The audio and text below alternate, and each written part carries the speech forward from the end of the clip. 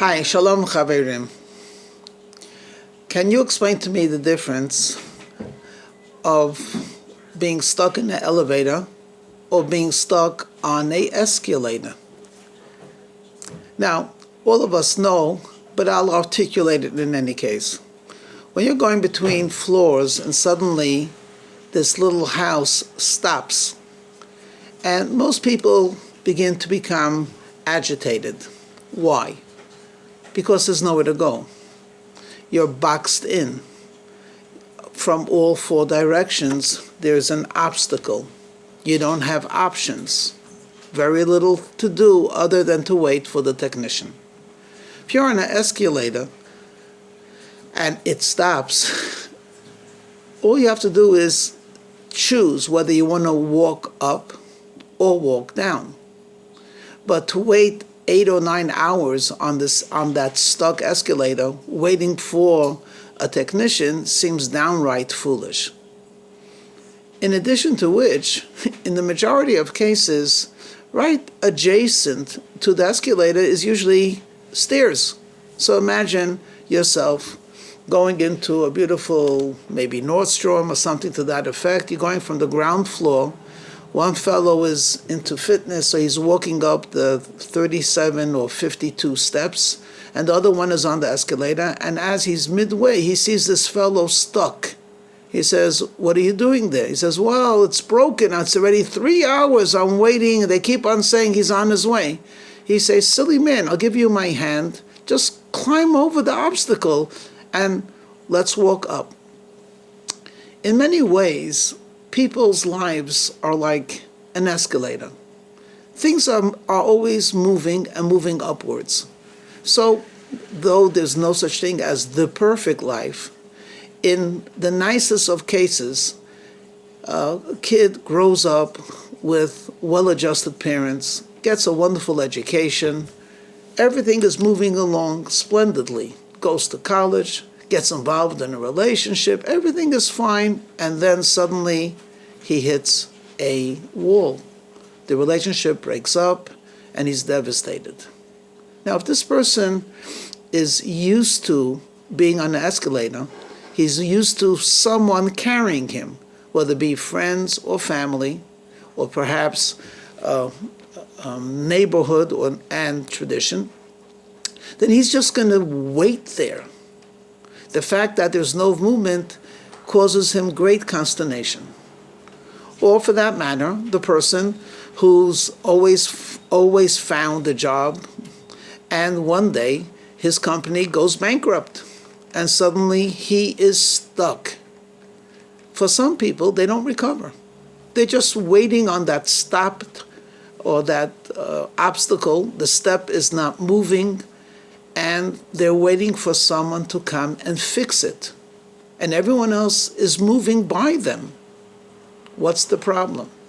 The problem is that there are options, and they're not utilizing those options because they've been carried mechanically or emotionally by others until this point.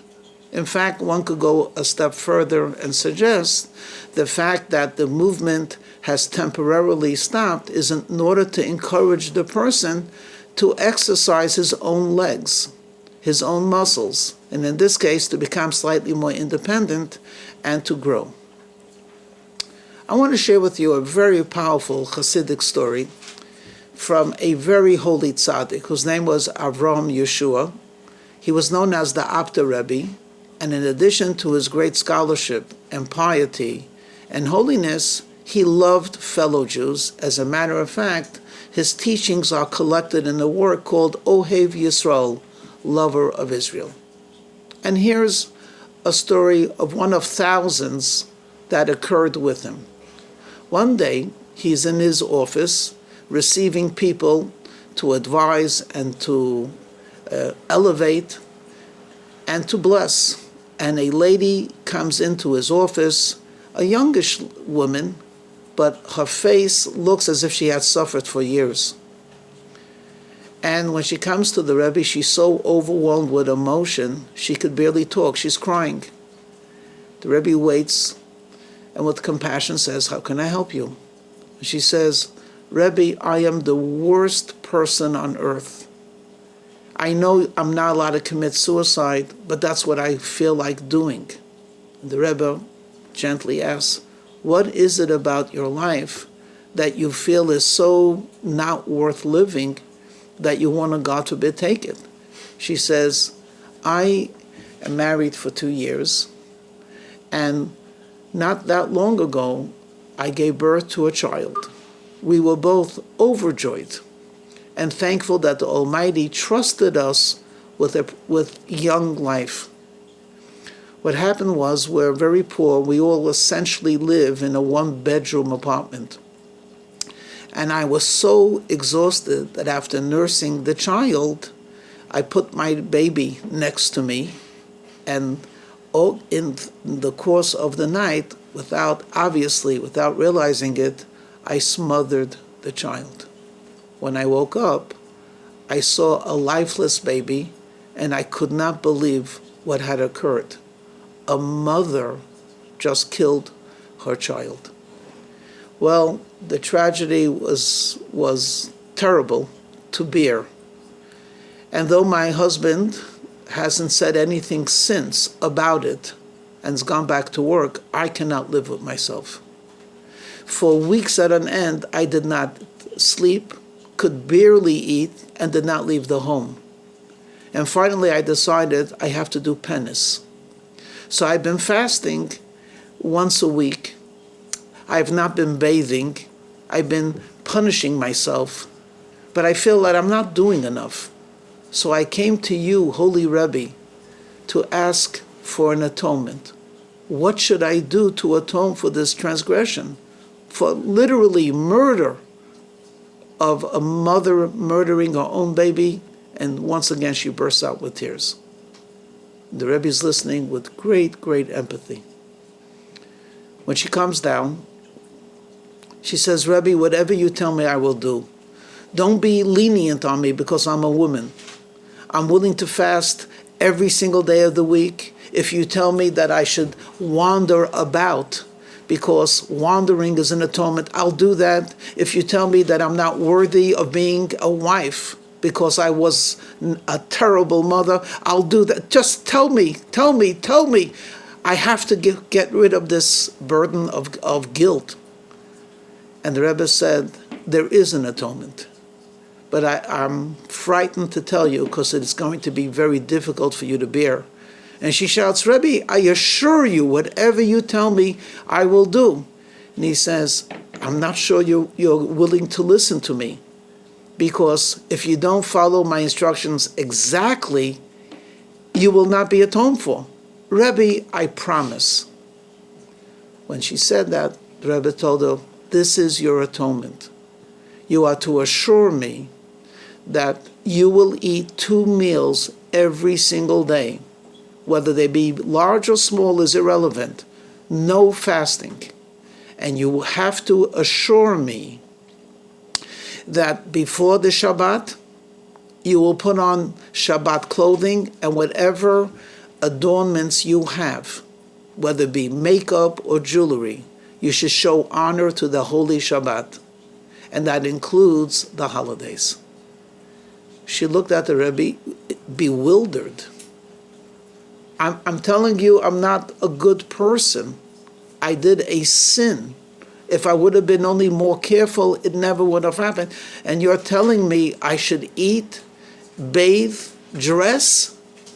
And the Rebbe said, I told you it's going to be a difficult thing for you to hear. But if you wish to be atoned, you assured me you would do it. And she realized she was boxed in. And she said, Rebbe, I will. And she left. Of course, this took some time.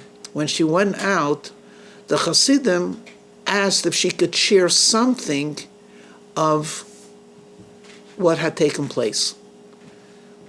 She wasn't going to tell over the whole tragedy, but very curtly she said, I did a terrible thing and the Rebbe told me to eat, and just walked out. Of course, the Hasidim did not understand that at all. Until finally one great Chassid had the courage to ask the Rebbe, why did he say that she should eat when she's a sinner? And this is what he said. Listen carefully. What had taken place? What had taken place was she was given the opportunity to bring life into this world, and inadvertently, she was not able to complete her mission. What do you think her atonement should be? To bring more life into this world, not less. If she's going to be fasting constantly, if she's going to look disheveled, if she's going to be a wanderer, will she ever have more children? Will the light that was extinguished, will it ever be redoubled? Do you think her husband would be interested in bringing to this world children to a woman who is morose and melancholy? No. If the sin was that there's an absence of life, the atonement has to be to increase in life. And the only way that could take place is if she will be healthy, well-adjusted, and indeed desirable to her husband. It's a powerful, powerful story. So many of us, when we look in the mirror, spiritually speaking, and we see a reflection that we're not proud of, our instinctive reaction is, I'm going to punish myself. I'm going to hurt myself. I'm not deserving. I'm not a person of value. And where does that lead you? If the issue is that you should have increased in the value of a human being by demeaning yourself, you're not increasing not your value nor the value of others. But if you look and you say to yourself, this is an opportunity for me to use muscles, spiritual muscles, that I have not used in the past.